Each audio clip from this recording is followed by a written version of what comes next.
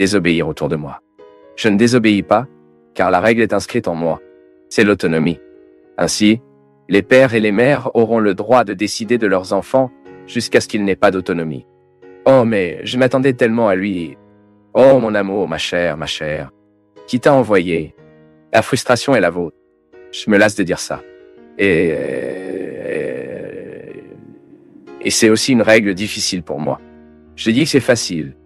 Et vous pourriez dire c'est un prêtre, vous n'avez pas d'enfant, c'est facile de dire cela.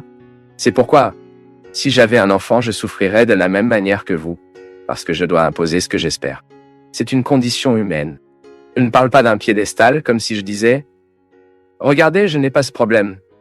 Ce problème est juste le vôtre. » Non, c'est le mien aussi. Mon humanité est blessée, tout comme la vôtre.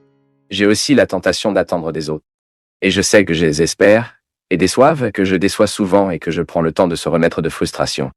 Mais j'ai de la maturité, et je veux mûrir de plus en plus. Pour comprendre que l'autre n'a aucune obligation de correspondre à ce à quoi je m'attendais. Et je sais que quand il s'agit d'un enfant, d'une fille, c'est encore plus difficile. Et le concept de famille ne s'applique pas. Disons que nous sommes loin de famille où l'autoritarisme prévaut. Le concept de familiarité ne correspond pas à l'autoritarisme. Nous ne pouvons pas échapper à cette maxime. Nous devons nous éduquer afin que nous puissions éduquer nos enfants à la liberté. Vous devinerez jusqu'à ce que vous ne blessiez pas à l'idiosyncrasie de ce garçon. Il ne sert à rien que vous vouliez qu'il soit médecin comme vous êtes, avocat comme vous. Si ce garçon n'a pas dans son âme, cette aptitude serait une cruauté de sa part. Donc vous blessez le concept de famille. Il éduque précisément la liberté. Il n'y a pas de concept familial dans l'autoritarisme. Il n'y a pas de concept familial dans la permissivité. Ah, mes enfants font ce qu'ils veulent. Rien ne peut être plus inutile d'un enfant que lorsqu'elle offre la nécessité de décider par elle-même, alors qu'elle n'a toujours pas d'échéance. Rien ne peut gâcher une personne de plus que lorsque nous mettons un enfant qui n'a pas d'échéance pour décider des problèmes importants.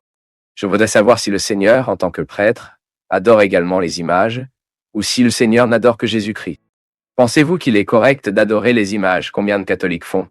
Enseignez-vous aux gens à adorer uniquement à Dieu, et non nos images? Merci. Dieu soit avec vous. Ma fille, non seulement moi, mais toute l'Église enseigne que nous ne pouvons aimer aucune image.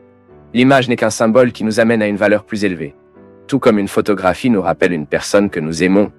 Je ne banaliserai pas la photo de ma mère. Je ne la jetterai pas à la poubelle. Je ne manquerai pas de respect à la photo de ma mère. Mais la photo de ma mère n'est pas ma mère. J'ai juste du respect pour elle. Car cette photo est un lien qui m'amène à ma mère. Chaque fois que je regarde l'image, je me connecte en quelque sorte à ma mère. Le rôle de l'image, les symboles, n'est pas seulement l'image. Dans toutes les religions, il y a des symboles. Les évangéliques ont des symboles, les catholiques ont des symboles, les bouddhistes ont des symboles, les juifs ont des symboles. Le symbole ne nous sauve pas. Il ne se prête que pour nous transposer, pour établir une connexion avec Dieu. Dans notre cas, ma fille, de nombreux catholiques confondent vraiment, pensent que l'image fait un miracle, que l'image peut guérir. Non! C'est juste une question de catéchèse, c'est des conseils. L'Église ne le guide pas de cette manière. Nous guidons que toute la symbologie de la foi est au service de notre maturité. Il y a des gens qui ont besoin des symboles un peu plus que les autres. Il y en a d'autres qui ne le font pas. Maintenant, le symbole est toujours important. Ce serait une grande immaturité de dire que les évangéliques n'ont pas de symbole chrétien. Oui, de temps en temps, vous voyez le pasteur annoncer la Sainte Porte. Ceux qui passent sous la Sainte Porte disent une prière, recevront une bénédiction. Soit obtenir une fleur, soit obtenir un peu, tout est symbolique. Ce n'est pas passant sous la porte qui changera nos vies. Mais quand je passe sous cette porte avec une intention à l'intérieur de mon cœur, je raisonne en quelque sorte. J'obtiens. Ouvre mon cœur à cette action de la grâce de Dieu dans ma vie. Vous vous êtes demandé, tout comme cela peut sembler une magie, non? La religion ne fonctionne pas avec la magie. La religion est l'union de la grâce de Dieu avec la responsabilité humaine. Ensuite, le symbole agit directement dans cette réunion de la responsabilité humaine et de la grâce de Dieu. Quand je dis la responsabilité humaine, je dis attitude humaine. Je suis conscient que ma foi m'amène à prendre des positions avant la vie. Le symbole m'aide à prendre ces positions. Le symbole m'aide à comprendre un peu mieux mes positions. Et puis, dans la dimension rituelle, le symbole m'aide à prier. Je regarde une figure et ce symbole m'aide à venir en communion avec Dieu. J'écoute une chanson, la chanson peut être un symbole. J'écoute une chanson et cette chanson me soulève, ça me fait sortir de moi, elle me fait rencontrer Dieu. Vous voyez que la musique a une dimension symbolique, mais je n'aime pas la musique. Maintenant, si vous pensez dans de nombreuses expériences religieuses, vous voyez que la personne aime la musique, il ne quitte pas la musique, il ne quitte pas le chanteur, il ne va pas à Dieu. Le chanteur, l'instrument, la mélodie et la lettre ne sont que des ponts où nous sommes allés à Dieu. Je suis conscient de cela. En tant que ministre de la musique, je dois être un instrument pour vous aider à atteindre Dieu. Vous ne pouvez pas rester immobile, vous ne pouvez pas rester immobile sur mes CD. Si aucun culte n'est établi, l'idolâtrie. Qu'est-ce que l'idolâtrie? C'est le remplacement de Dieu par une réalité humaine. Mais maintenant, quand je fais face au symbole, je vais passer par la musique, je vais passer par le chanteur, mais j'arriverai à la destination finale. Et pourquoi nous qui travaillons tout le temps avec le symbole religieux, avec cela, mes fidèles ne s'attachent pas au symbole? Alors, toute la prédication que je fais, ma fille, je fais toujours mon effort pour faire ceux qui m'écoutent, qui n'ont pas étudié la théologie, qui n'ont pas étudié les mêmes choses que j'ai étudiées. Je fais tout ce qu'ils ne tiennent pas les symboles, afin qu'ils ne remplacent pas Dieu par un symbole. Dieu ne peut pas être remplacé par cette image. Maintenant, cette image, la musique, la même chose. J'écoute la musique, je fais une expérience positive de cette chanson, et je lui permets de m'élever, que cela m'amène à Dieu. Je vous souhaite, dans vos difficultés, vous avez toujours le droit et la possibilité de retirer vos excès, pour que vous ayez votre vérité fondamentale sous vos yeux, sans exagération. Juste vous. Et à partir de cela, vous rencontrez le chemin de la vie. Merci pour votre affection, pour votre attention, et que Dieu vous bénisse beaucoup. Que Dieu déverse sur votre cœur, sur votre maison, sur votre vie, la disposition qui a caractérisé le cœur de Notre-Dame. De sorte que, un exemple de celui-ci, nous pouvons également être un vrai chrétien, amener toujours Jésus sur ses genoux pour le présenter à ceux qui ne le connaissent pas encore. Versez sur nous la bénédiction du Dieu Tout-Puissant, Père, Fils et Saint-Esprit. Parfois, ce qui nous manque, c'est de modifier notre façon d'être, pour que la vie soit plus légère pour nous. Parfois, nous compliquons tellement, parfois nous sommes très complexes, nous sommes trop ennuyeux, et parce que nous sommes complexes et ennuyeux, nous perdons l'occasion de vivre avec la qualité. Faire un effort. Si vous vous trompez aujourd'hui, demain ne vous permettez pas de faire des erreurs de la même manière. C'est ainsi que Jésus a changé la vie des gens, quand il leur a présenté des possibilités. Pouvez-vous observer à aucun moment, pour le pire que la vie du peuple, Jésus leur a accordé une condamnation? Non, c'était toujours un mot de salut. J'aime dire que celui qui aime condamner est le diable. Dieu aime sauver et fait tout pour nous sauver. Mais le salut que Dieu nous donne passe par la permission de mon cœur et du vôtre. Aujourd'hui, je veux que la vie soit meilleure pour moi. Et quand je choisis d'être plus simple, moins compliqué, moins ennuyeux, moins dans le besoin, je fais améliorer la vie des gens de mon côté. C'est un engagement pour chaque jour. Ce n'est pas seulement pour aujourd'hui, ce n'est pas seulement pour demain. Je veux faire ce pacte, c'est pourquoi. Parce que le premier intéressé par mon bien-être est moi-même. Si vous ne faites pas le pacte, vous êtes malheureux. Vous commencez à vous mettre en vous, ou à vous ranger en vous, et à vous nourrir de vous, une série de sentiments qui n'en valent pas la peine. Vous commencez à vous inscrire à l'intérieur de votre cœur qui a été définitivement fait pour être éphémère. Parfois, ce qui nous manque, c'est de modifier notre façon d'être, pour que la vie soit plus légère pour nous. Parfois, nous compliquons tellement. Parfois, nous sommes très complexes. Nous sommes trop ennuyeux. Et parce que nous sommes complexes et ennuyeux, nous perdons l'occasion de vivre avec la qualité. Faites un effort.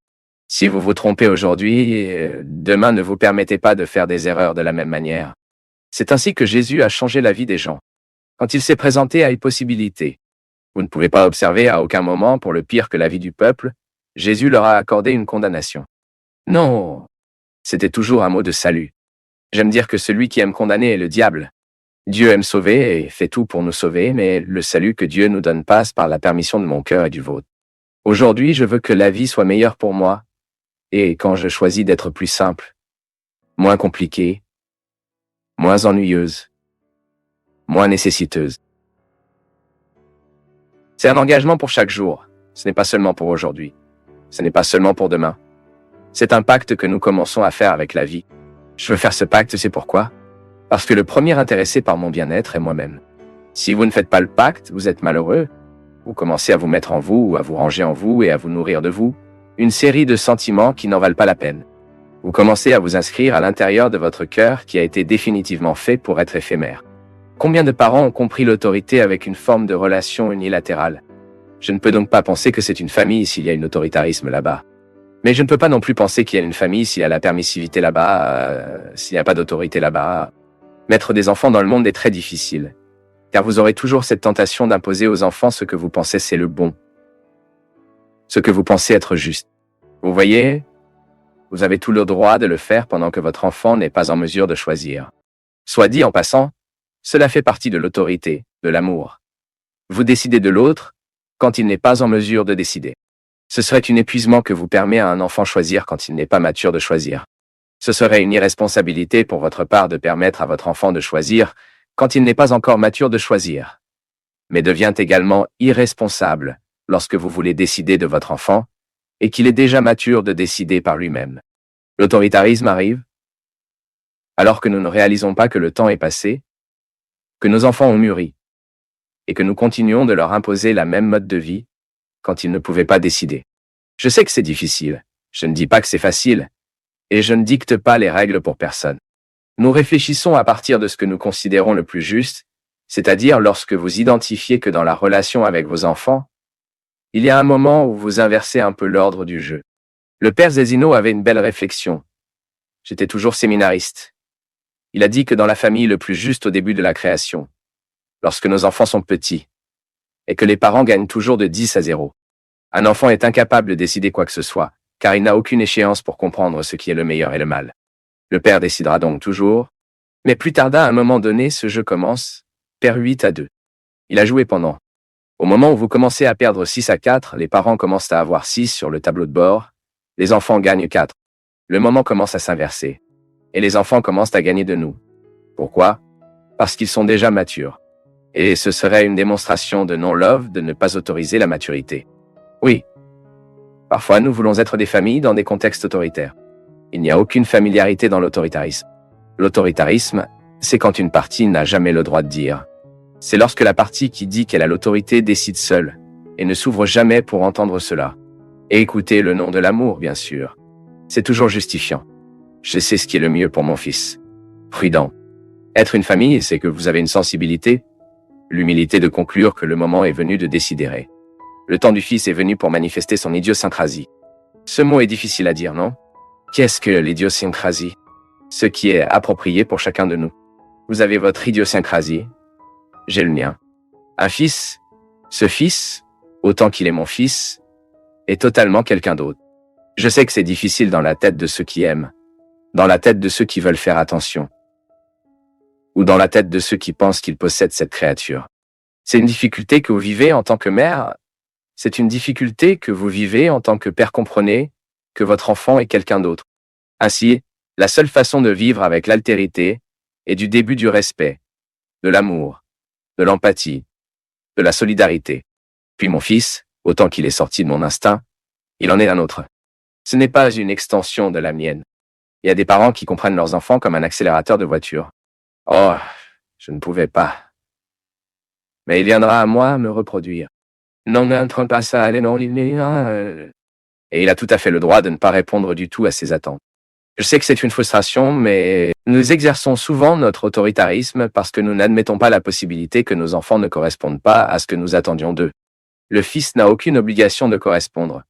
Je le répète, le temps d'intervenir est le moment de la formation.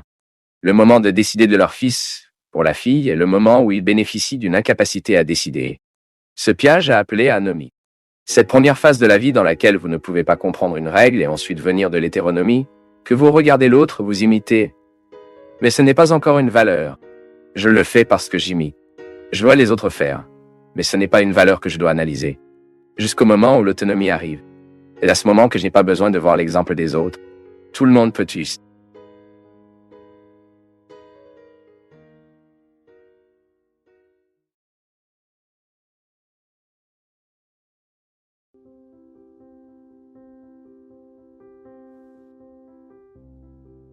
Le grand bien? Quel est le miracle que vous aimeriez que vous fassiez dans votre vie? C'est le premier grand défi que nous avons dans la vie pour apprendre que Dieu vit en nous. Et c'est le principe fondamental de toute religion. Pour nous apprendre que nous sommes un saint temple. Vous savez que vous êtes un territoire sacré, habité par le sacré. Cela fait toute la différence. Car cela vous fait changer. ce que vous ressentez. Vous êtes-vous déjà arrêté pour réfléchir? Que nous nous trompons souvent dans la vie ou que nous ne pouvons pas atteindre nos objectifs, c'est parce que nous nous trompons. Combien de fois avez-vous regardé avec vous-même? Combien de fois avez-vous pu croire en vos rêves?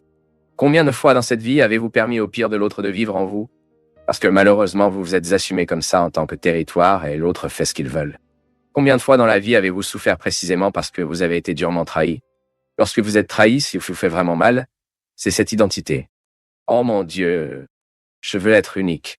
Je veux recevoir la valeur que je mérite. Je ne veux pas que mon identité soit banalisée.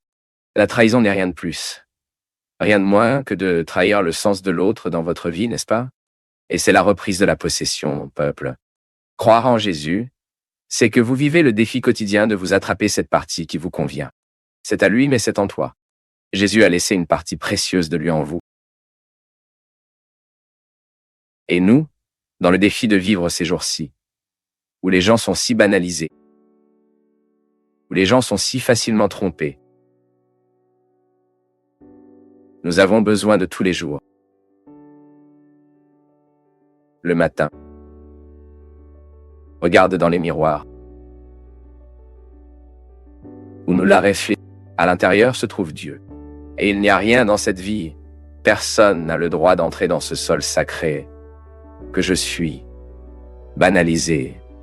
Le cœur n'a même pas de porte, mais celui qui ira à l'intérieur, en Dieu. Je suis un territoire sans frontières. Le cœur n'a pas de porte. Mais qui envoie ici est Dieu. Je suis sûr qu'aujourd'hui, il y a beaucoup de femmes qui doivent s'en souvenir. Il traite plus affectueux, voyez-vous.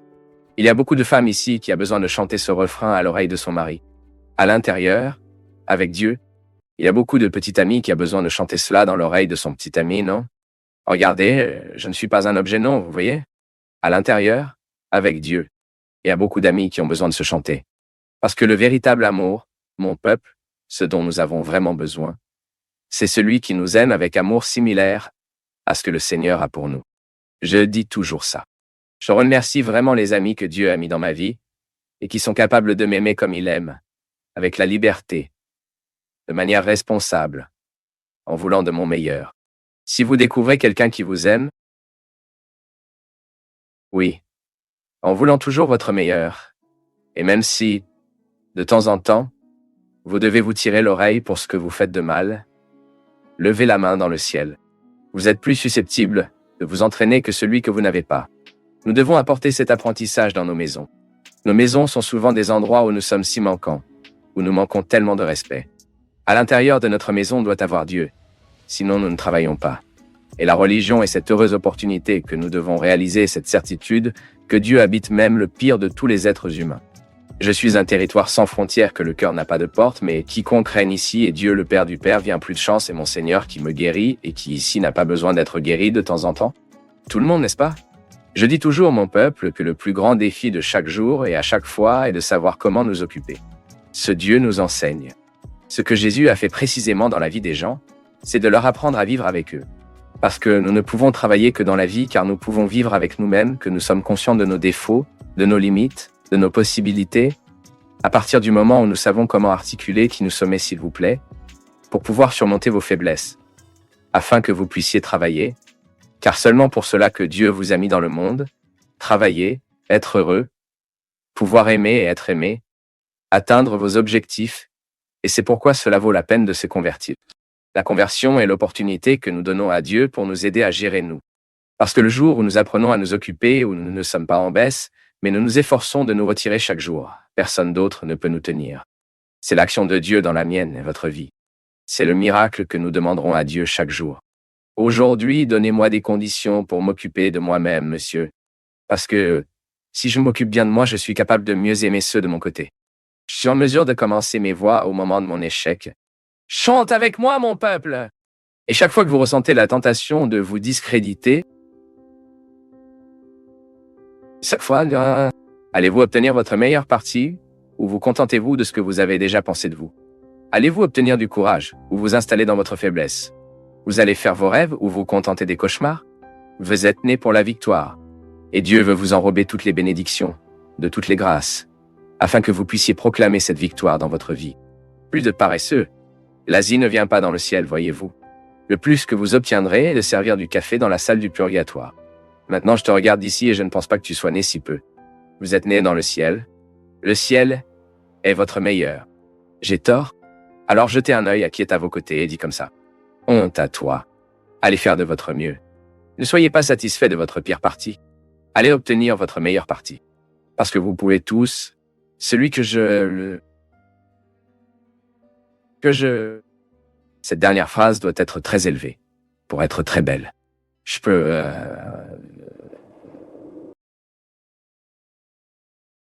C'est tellement bon que nous pouvons dire ça, non? Lorsque les autres parlent comme celui-ci, vous pouvez gagner ceci et vous dites « Je peux ». Ah, c'est trop bon. Juste pour cela, cela vaut la peine d'être vécu. Mes employés, donc, vous vous mettez au défi afin de ne pas laisser le médicament supprimer votre courage, de ne pas laisser le médicament enlever votre immédiat, afin de ne laisser personne venir immédiatement. Que vous pouvez continuer. Puissiez-vous avoir le droit de dire cela. Faites un sacré effort. Ma vie n'est pas une blague, mais je peux... Courage! Qui aime les gens découragés et les diables? C'est pourquoi il est si facile de servir le diable, car ceux qui est découragé dans ce monde, découragés d'eux-mêmes, sont des gens comme ça. Vous savez ce que le médicament fait de nous, non? Supprimer notre courage pour dire non. Une personne addictive, et j'ai suivi beaucoup de gens comme ça, c'est celui qui n'est plus en mesure de choisir la meilleure partie, parce qu'un être humain n'est pas possible dans un état de conscience. Sachant tout le mal qui craque, par exemple, que la cocaïne fait dans la vie d'une personne, qu'elle apporte ici. Par conséquent, il est révisé, protégez-vous, afin que rien de ce qui est diabolique aujourd'hui ait de la place pour grandir en vous. Et que vous pouvez continuer. Je peux. Quand quelqu'un vous demande, puis, comment va la vie? Vous aurez cette tension et... Non. Vous répondez et regardez. Je suis dans le combat. Mais je peux. Que je peux. Vous. Jésus. J'étais dans la chambre d'hôpital quand j'ai vu le souffle de mon père se terminer, ce petit gadget qui montre un signe, non? Et voir la vie de mon père partir progressivement. Vous savez qu'après si longtemps, après cet événement, grâce à Dieu, dans mon cœur, je ne suis pas visité à aucun moment pour un sentiment de remords. J'ai peut-être beaucoup mal dans ma vie, mais Dieu merci, je peux dire que je ne me suis pas trompé avec mon père. Je pense que j'étais un bon fils pour lui. J'ai aidé, travaillé avec lui dans la construction, imaginez, c'était un garçon travaillant avec mon père. Mon père était un maçon. Je revais le sable dans la construction. C'était un désastre, mais il m'a aidé à me sentir utile. J'ai vu mon père dans des situations difficiles, lorsque l'alcool a pris le dessus sur son cœur. Aussi dur que de le voir mourir, il devait le récupérer une fois dans la gouttière tombée. J'ai réussi à rentrer chez moi. Quoi qu'il en soit, vous aimez plonger dans les mystères de l'autre, vous voyez le temps de passer. Et en même temps, vous ne perdez pas l'enthousiasme que vous avez pour cela. Je pense que le véritable amour est celui qui maintient l'enthousiasme jusqu'à la fin. Le même amour que j'ai eu pour mon père quand je l'ai vu plein de services publics, de travailler, de prendre soin de gérer notre maison, était le même amour que moi au moment où je l'ai vu tomber. Aucune force pour sortir de leur propre dépendance. Comprendre que la vie est ce processus qui n'a aucun moyen d'être différent et qui est très bon lorsque nous pouvons supporter la difficulté du moment sans jeter la personne, afin que le désir soit silencieux. Comme le manque mon père dans mon père vit. Je ne sais pas à quoi ressemble ta relation avec ton père, je ne sais pas comment c'était, mais je te dis que cela vaut la peine de vous défier au moment de votre faiblesse. Au moment où vous voulez soudain vivre la commodité de ne pas l'aimer bien, de l'oublier, de ne pas pardonner, de ne pas être à vos côtés au moment où il a besoin de vos côtés. Je souhaite que l'amour, quand il est bien aimé dans le présent, c'est un oreiller très confortable à utiliser. Je souhaite que votre amour à votre père dépasse le temps, pour une vie, et qu'il ait un bon désir de vous souvenir. Votre mère est-elle maintenant ou non? Je veux que tu chantes une chanson pour elle, peut-il l'être? Votre maman est-elle à la maison? Réfléchissons-y maintenant. Mère, un merveilleux désir pour toi. Profitez de chaque instant de cette femme. Car elle est gardienne de ses souvenirs les plus secrets et les plus précieux. Attends ma mère, je reviens. Qu'est-ce qui me manque un baiser de toi? Un valio des matins couvrant les fleurs et un rayon de clair de lune qui était si mon âme inédite sans précédent.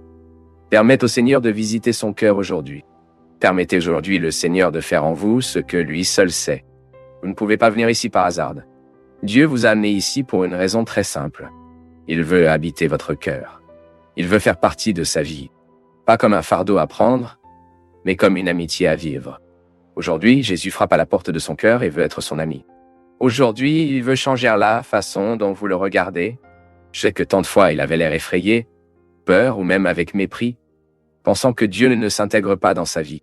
Aujourd'hui, le Seigneur vous a amené ici pour modifier cela et, dans votre cœur, avoir la possibilité d'atténuer vos charges de ce qui est lourd en vous aujourd'hui. Permettez à l'action de Dieu aujourd'hui de vous libérer de tout ce qui est lourd dans votre histoire. Permettez aujourd'hui à l'action du Seigneur de faire dans sa vie de la même manière que dans la vie de Magdalène, John Lila, modifié pour le mieux. Permettez au Seigneur d'essuyer votre larme aujourd'hui. De guérir du traumatisme. De vous libérer des vices. De mettre de l'espoir dans votre cœur désespéré. De joie dans la santé attristée de ce que vous êtes malade. Mais, surtout, de l'amitié dans le cœur qui ne sait pas encore être son ami. Permettez au Seigneur de visiter votre maison aujourd'hui, votre vie. Dites-lui avec moi, visualisez ce visage du Seigneur. Visualisez ce visage de Jésus avant vous, proposant l'amitié. Puissiez-vous vous emmener avec vous, afin que vous soyez plus heureux, que vous puissiez lui recevoir toute la force, toute la grâce et toute miséricorde. Aujourd'hui, c'est Jésus devant votre cœur, en regardant dans vos yeux, s'il vous plaît, un message. Il entre dans ma maison, entre dans ma vie, bouge mon acte, guérisse toutes les blessures, enseigne à avoir la sainteté. Je veux seulement aimer toi. Parce que le Seigneur est à moi.